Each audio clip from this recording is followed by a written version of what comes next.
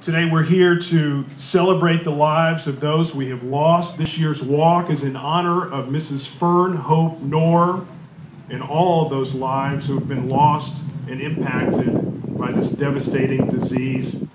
And we're also here today to comfort, to support, and to build hope for those who are fighting the disease right now.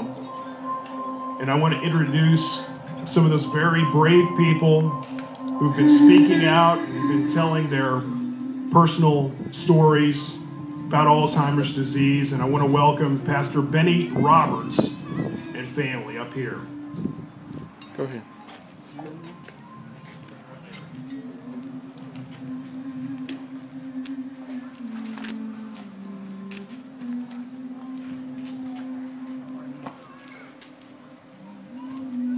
And I want to read a statement from Pastor Roberts' family.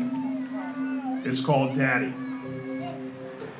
As an advocate, not only for my dad and for those individuals affected by Alzheimer's, their caregivers, family members, and organizations who offer their resources and support and effort to educate our society about Alzheimer's, I'm here to share one man's journey who has never been alone, instead continues to walk with Jesus every day in order to inspire many and share his journey. I'm honored to share with all of you simple words of inspiration and hope. For many, many years, my dad served the Lord in his role as a primitive Baptist preacher. He began pastoring at the age of 27. He shared his love of Jesus through the churches he pastored, through the fellowship with his congregation. In previous years, there were subtle signs that Dad was having difficulties both in speech and remembering things, but I figured that's what old people do. They forget, right? Well, after the passing of my stepmom in 2006, that's when I realized it was much more than age.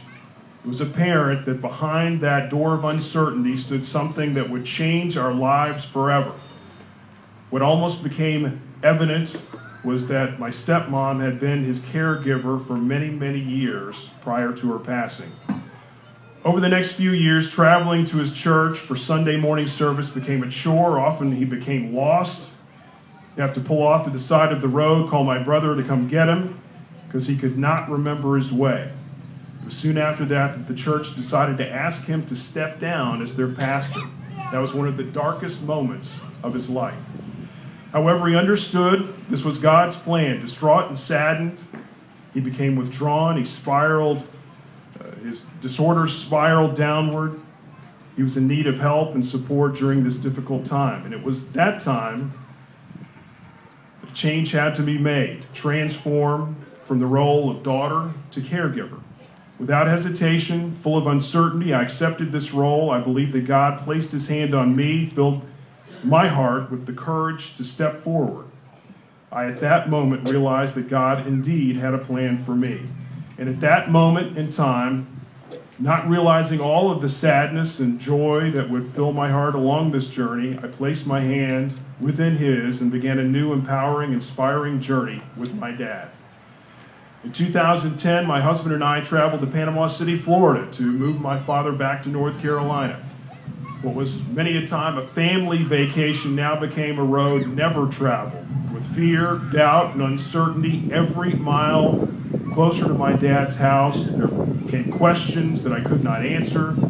I decided that even though I had no answers, bringing my dad back to North Carolina was the right thing to do in order to best care for him. Returning to North Carolina did not mean returning to our normal lives. Our family's journey had just begun. Aware of the needs of my dad became at times overwhelming.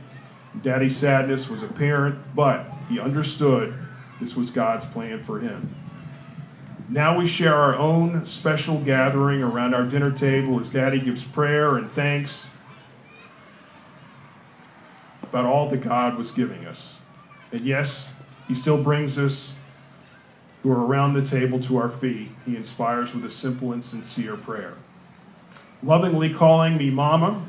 Daddy speaks a little more slowly now. He doesn't read his Bible anymore, but I believe that all those sermons, all those late nights reading his Bible has carried him through some of the most difficult and darkest moments of his life. Over the years, the transition has become simpler. Questions have become replaced by answers, or at least understood. Uncertainty has been replaced with patience and love. Communication at best still at times difficult. Nonetheless, what goes unspoken is always shared through hugs, butterfly kisses, and the holding of hands to reassure each other and know that it is okay and all is understood. That was beautiful.